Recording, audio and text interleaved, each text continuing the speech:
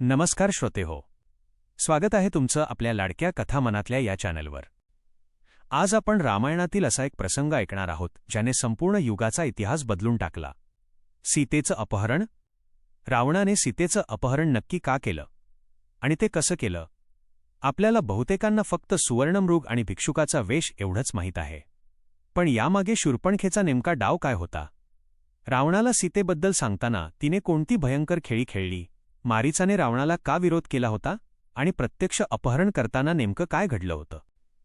या सर्व प्रश्नांची उत्तरे आणि अनेक रहस्यमयी गोष्टी आज आपण या कथेतून उलगडणार आहोत।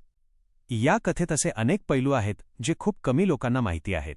चला तर मग डोळे मिटा आणि ऐकूया एक महाभयंकर कट आणि एका सतीत्वाच्या परीक्षेची ही अंगावर काटा आणणारी गाथा। ही कथा सुरू होते दंडकारण्याच्या घनदाट जंगलात। प्रभू रामचंद्र, माता सीता आणि वीर लक्ष्मण आपला वनवास अत्यंत शांततेत आणि साधेपणाने व्यतीत करत होते। पंचवटीच्या त्या निसर्गरम्य परिसरात सर्व काही सुरळीत सुरू होतं, पण नियतीच्या मनात काहीतरी वेगळंच शिजत होतं। या शांततेचा भंग करण्यासाठी तिथे आगमन झालं ते रावणाची बहीण राक्षसी शूर्पणखेचं। शूर्पणखा जेव्हा पंचवटीत आली तेव्हा तिची नजर प्रभू रामांवर पडली। रामाचे ते तेजस्वी आणि कमळासारखे डोळे, त्यांची ती रुबाबदार छाती आणि अजाणुबाहू शरीर पाहून शूर्पणखा त्यांच्यावर भाळली। तिने रामांकडे विवाहाचा प्रस्ताव ठेवला, पण रामांनी हसून सांगितलं की मी विवाहित आहे, माझी पत्नी माझ्यासोबत आहे।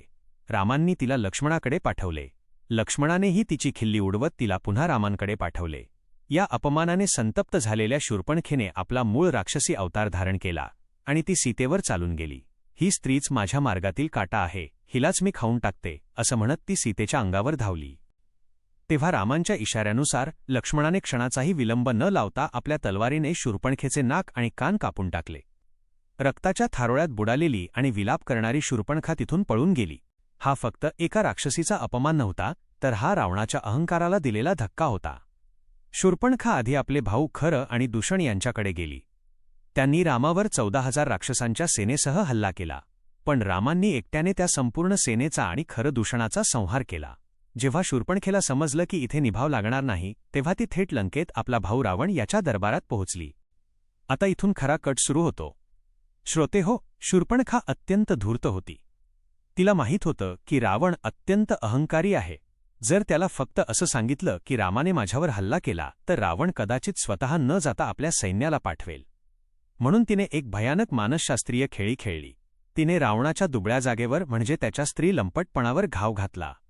रडत रडत शूर्पणखा रावणाला म्हणाली, हे दशानन, तू कसला राजा? तुझे गुप्तहेर काय करत आहेत?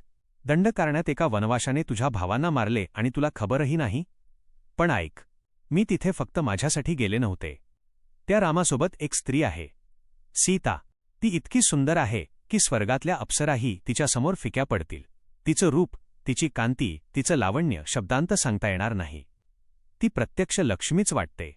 हे लंकापती, ती स्त्री या जगात फक्त तुझ्याच महालात तुझी पट्टराणी बनून शोभेल। मी तिला तुझ्यासाठीच आणायला गेले होते, पण त्या रामलक्ष्मणांनी माझीही दुर्दशा केली। हे ऐकताच रावणाच्या डोळ्यांत सुडाच्या आगीसोबतच वासनेची ज्वालाही भडकली। त्याला सीतेचं रूप न बघताच तिचं वेड लागलं। मला ती स्त्री हवीच, हा एकच विचार त्याच्या डोक्यात घुमू लागला। सीतेचं अपहरण करण्यामागचं मुख्य कारण केवळ बहिणीचा अपमान नव्हता, तर शूर्पणखेने रावणाच्या मनात पेरलेली सीतेच्या सौंदर्याची भुरळ होती। रावणाने आपला रथ थेट समुद्रापार नेला आणि तो पोहोचला आपला मामा मारीच याच्या आश्रमात। मारीच हा एक मायावी राक्षस होता, पण तो आता संन्याशाचे जीवन जगत होता। कारण काही वर्षांपूर्वी विश्वामित्रांच्या यज्ञात रामाने त्याला असा काही बाण मारला होता की तो शेकडो योजनं दूर समुद्रात जाऊन पडला होता। तेव्हापासून मारीचाला राम या नावाचीच धास्ती बसली होती। र अक्षरावरून सुरू होणारा कोणताही शब्द ऐकला की त्याला घाम फुटायचा। रावणाने मारीचाला आपला कट सांगितला आणि त्याला सुवर्णमृग, सोन्याचे हरिण बनण्याची आज्ञा दिली। मारीच हे ऐकताच थरथर कापायला लागला। त्याने रावणाला हात जोडून विनंती केली, हे रावणा, रामाच्या वाटेला जाऊ नकोस। तो सामान्य मानव नाही, तो साक्षात मृत्यू आहे। सीतेकडे वाकड्या नजरेने पाहशील तर तुझा आणि संपूर्ण लंकेचा सर्वनाश होईल। पण अहंकाराने आंधळ्या झालेल्या रावणाने आपली तलवार काढली आणि म्हणाला, तुला काय वाटतं? रामाच्या हातून मरण्याआधी मी तुला मारू शकत नाही? जर तू माझं ऐकलं नाहीस तर आत्ताच्या आत्ता मी तुझा शिरच्छेद करेन। मारीचाने विचार केला, जर मरायचंच आहे तर या पापी रावणाच्या हातून मरण्यापेक्षा प्रभू रामाच्या पवित्र बाणाने मरणं अधिक श्रेयस्कर आहे. मारीच तयार झाला. दंडकारण्यात पंचवटीजवळ एक अतिशय सुंदर मायावी हरिण अचानक प्रकट झालं. त्याचं शरीर सोन्यासारखं चमकत होतं, अंगावर रुपेरी ठिपके होते आणि शिंगे नवरत्नांनी जडलेली होती. ते हरिण आश्रमाभोवती बागडू लागलं. सीतेची नजर त्या हरिणावर पडली आणि ती अक्षरशः भुरळ पडल्यासारखी झाली. श्रोते हो, इथे अनेकांना प्रश्न पडतो की जिने राजमहालातले सर्व दागिने त्यागून वनवास पत्करला, ती सीता एका सोन्याच्या हरिणाच्या मोहात कशी पडली? हेच तर नियतीचं चक्र होतं. हीच ती ईश्वरी माया होती जी घडायची होती. सीतेने रामांकडे हट्ट धरला, हे प्रभू, मला ते हरिण हवे आहे. आपण अयोध्येला परत जाऊ तेव्हा मी ते तिथे घेऊन जाईन. कृपया मला ते आणून द्या. रामांना त्या प्राण्यावर शंका आली होती. लक्ष्मणानेही बजावले, दादा, हा नक्कीच एखादा मायावी राक्षस असावा. जगात सोन्याचं हरिण कसं असू शकतं? पण सीतेचा हट्ट पाहून रामांनी धनुष्यबाण हाती घेतले. जाताना त्यांनी लक्ष्मणाला आज्ञा दिली, लक्ष्मणा, सीतेची काळजी घे. कोणत्याही परिस्थितीत तिला एकटी सोडू नकोस. राम त्या हरिणाच्या मागे घनदाट जंगलात निघून गेले. खूप वेळ पाठलाग केल्यानंतर रामांच्या लक्षात आलं की हा सामान्य प्राणी नाही, हा मायावी राक्षस आहे. रामांनी आपला अचूक बाण धनुष्याला लावला आणि त्या हरिणाचा वेध घेतला. बाण लागताच मारीच आपल्या मूळ राक्षसी रूपात जमिनीवर कोसळला. पण मरताना त्याने रावणाच्या योजनेनुसार रामाच्या आवाजाची हुबेहूब नक्कल केली आणि मोठ्याने ओरडला, हा सीते, हा लक्ष्मणा, मला वाचवा. तो आर्त आवाज वाऱ्यासोबत पंचवटीत पोहोचला. रामाचा आवाज ऐकून सीता अत्यंत घाबरली. ती लक्ष्मणाला म्हणाली, लक्ष्मणा, जा लवकर. तुझे बंधू संकटात आहेत, ते तुला मदतीसाठी हाका मारत आहेत. लक्ष्मण अत्यंत शांतपणे म्हणाला, माते, शांत व्हा. तो आवाज माझ्या भावाचा नाही. त्रिभुवनात अशी कोणतीही शक्ती नाही जी माझ्या भावाला पराभूत करू शकेल. हा नक्कीच राक्षसांचा मायावी खेळ आहे. पण सीतेला आपल्या पतीच्या चिंतेने ग्रासले होते. घाबरलेल्या आणि संतप्त झालेल्या सीतेने लक्ष्मणाला असे काही कठोर शब्द सुनावले जे लक्ष्मणाच्या काळजावर घाव घालून गेले. ती म्हणाली, लक्ष्मणा, मला तुझा हेतू आता समजतोय. तू भरताचा गुप्तहेर तर नाहीस? रामाच्या मृत्यूची तू वाट पाहत आहेस का, जेणेकरून तुला मला मिळवता येईल? हे विदारक शब्द ऐकून लक्ष्मणाच्या डोळ्यांत पाणी आलं. ज्या भावासाठी आणि वहिनीसाठी त्याने आपलं संपूर्ण आयुष्य वेचलं होतं त्याच्यावर असा आरोप. लक्ष्मणाने कान धरले आणि तो म्हणाला, माते, मी फक्त माझ्या भावाची आज्ञा पाळत होतो. पण आता मी जातो. जाण्यापूर्वी लक्ष्मणाने आपल्या बाणाने आश्रमाच्या दारात एक रेषा ओढली, वजा लक्ष्मण रेषा. त्याने सीतेला हात जोडून विनंती केली, माते, काहीही झालं तरी ही रेषा ओलांडून बाहेर येऊ नका. या रेषेच्या आत तुम्हाला कोणीही स्पर्श करू शकणार नाही. आणि जड अंतःकरणाने लक्ष्मण रामाच्या दिशेने जंगलात निघून गेला. आणि इकडे जो दबा धरून बसला होता त्या रावणाची वेळ आली. अचानक जंगलातील पक्ष्यांचा चिवचिवाट थांबला. वारा शांत झाला. निसर्गालाही जाणवलं होतं की काहीतरी भयंकर घडणार आहे. रावण एका संन्याशाच्या एका भिक्षुकाच्या वेशात आश्रमाजवळ आला. त्याच्या हातात दंड आणि कमंडलू होता. त्याने आश्रमासमोर उभे राहून हाक दिली, भवती भिक्षां देही. कोणी आहे का? एका भुकेल्या संन्याशाला भिक्षा मिळेल का? सीता आतूनच अन्न घेऊन आली. तिने लक्ष्मण रेषेच्या आतूनच ती भिक्षा देण्याचा प्रयत्न केला. पण रावण अत्यंत चतुर होता. त्याला माहीत होतं की ही रेषा ओलांडली तर तो भस्मसात होईल. तो संतापल्याचे नाटक करत म्हणाला, हे गृहस्वामिनी, अतिथीचा असा अपमान. दारात आलेल्या संन्याशाला तू लांबूनच दाराच्या आतून भिक्षा देत आहेस. जर तू बाहेर येऊन माझ्या हातात भिक्षा दिली नाहीस तर मी तुला आणि तुझ्या कुळाला भयंकर शाप देईन. आधीच रामाच्या चिंतेने ग्रस्त असलेली सीता शापाच्या भीतीने आणखीनच घाबरली. तिने विचार केला की एका संन्याशाचा शाप रामांना आणखी संकटात टाकेल. तिने आपला पाय उचलला आणि नियतीचा खेळ. सीतेने ती लक्ष्मण रेषा ओलांडली.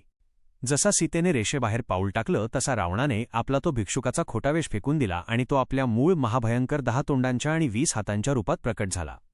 त्याचे डोळे लालबुंद होते. त्याचे रूप पाहून साक्षात मृत्यूही घाबरेल असं होतं. सीता भीतीने मागे सरकली. रावण हसून म्हणाला, मी लंकाधिपती रावण आहे. हे सीते, मी तुझी दासी म्हणून नाही तर लंकेची पट्टराणी म्हणून निवड केली आहे. माझ्यासोबत चल. सीतेने त्याला धिक्कारले, रामांच्या पराक्रमाची आठवण करून दिली. पण रावणाला काहीच ऐकायचे नव्हते. त्याने बळजबरीने पुढे झेप घेतली. त्याने सीतेला निर्दयीपणे पकडले. काही ग्रंथांनुसार त्याने तिचे केस धरले आणि तिला ओढत आपल्याजवळ लपवून ठेवलेल्या पुष्पक विमानात नेले. सीता आकांत करू लागली, हे रामा, हे लक्ष्मणा, मला वाचवा. ती झाडांना, वेलींना, पशुपक्ष्यांना, मदतीसाठी हाका मारू लागली. पण रावण तिला घेऊन पुष्पक विमानातून आकाशात उडाला. पण हा प्रवास इतका सोपा नव्हता. रावणाचा हा मार्ग अडवला तो एका म्हाताऱ्या पण अत्यंत पराक्रमी योद्ध्याने. तो योद्धा म्हणजे गिधाडराज जटायू. जटायू हे रामाचे आणि राजा दशरथाचे मित्र होते. सीतेचा विलाप ऐकून जटायूने आकाशात भरारी घेतली. अरे नीच रावणा थांब, असे गरजत त्या वृद्धाने रावणाच्या पुष्पक विमानावर हल्ला केला. श्रोते हो, ती झुंज सामान्य नव्हती. एका बाजूला त्रैलोक्याला जिंकणारा तळणाबांड शस्त्रास्त्रांनी सज्ज असा रावण आणि दुसऱ्या बाजूला एक म्हातारा पक्षी ज्याची फक्त चोच आणि नखं हीच त्याची शस्त्र होती. जटायूने रावणाला रक्तबंबाळ केलं, त्याचा रथ मोडला, त्याचे धनुष्य तोडले. पण अखेर रावणाने कपटाने आपला चंद्रहास खड्ग तलवार काढला आणि जटायूचे दोन्ही पंख निर्दयीपणे कापून टाकले. रक्ताच्या थारोळ्यात जटायू जमिनीवर कोसळला. सीतेने अश्रू भरल्या डोळ्यांनी जटायूला आशीर्वाद दिला. रावण पुन्हा दुसऱ्या रथातून सीतेला घेऊन लंकेच्या दिशेने वेगाने निघाला. सीता विमानातून खाली पाहत होती. तिला माहीत होतं की रामाला ती कुठे गेली हे कसं समजणार. तेव्हा तिची नजर खाली एका पर्वतावर, ऋष्यमुख पर्वतावर पडली. तिथे तिला 5 वानर बसलेले दिसले. सीतेने अत्यंत प्रसंगावधान राखले. तिने आपल्या अंगावरील काही अलंकार, आपले दागिने उतरवले आणि ते आपल्या पदराच्या एका तुकड्यात बांधले. जेव्हा विमान त्या वानरांच्या वरून जात होते तेव्हा सीतेने ती दागिन्यांची पुरचुंडी बरोबर त्या वानरांच्या मध्ये खाली टाकली. तिला आशा होती की जेव्हा राम तिला शोधत येतील तेव्हा हे दागिने त्यांना मार्ग दाखवतील. आणि रावण सीतेला घेऊन अथांग समुद्र ओलांडून लंकेत पोहोचला. तिथे त्याने सीतेला अशोक वाटिकेत राक्षसिणींच्या पहाऱ्यात कैदेत ठेवले. इकडे जेव्हा राम आणि लक्ष्मण वेगाने आश्रमात परत आले तेव्हा तिथे सीता नव्हती. आश्रमात फक्त भयानक शांतता पसरली होती. रामाने जेव्हा सीते सीते अशा हाका मारल्या तेव्हा फक्त वाऱ्याचा आवाज घुमत होता. पंचवटी सुनी पडली होती. रामांच्या डोळ्यांतून अश्रू वाहू लागले. आणि इथूनच सुरुवात झाली एका महासंग्रामाची, एका युद्धाची, ज्याने रावणाच्या पापांचा घडा फोडला. पुढे काय झालं? रामाला सीतेचा शोध कसा लागला? जटायूने रामांना काय सांगितलं आणि त्या अलंकारांचे रहस्य रामांना कसे उलगडले हे आपण नक्कीच अनुभवणार आहोत, पण आपल्या पुढच्या एका रोमांचक कथेत. श्रोते हो, तुम्हाला रामायणातील हा गूढ, भावनिक आणि अंगावर शहारे आणणारा प्रसंग कसा वाटला? कथा मनातल्यावर अशीच अस्सल आणि खरी माहिती ऐकण्यासाठी आपल्या चॅनलला सबस्क्राईब नक्की करा. हा व्हिडिओ, ही कथा आवडली असेल तर नक्की लाईक करा आणि कमेंटमध्ये जय श्रीराम लिहायला विसरू नका. तुमच्या प्रतिक्रिया आम्हाला अशाच नवनवीन कथा आणण्यासाठी प्रेरणा देतात. पुन्हा भेटूया अशाच एका थरारक आणि अद्भुत कथेसोबत. तोपर्यंत काळजी घ्या आणि ऐकत रहा कथा मनातल्या.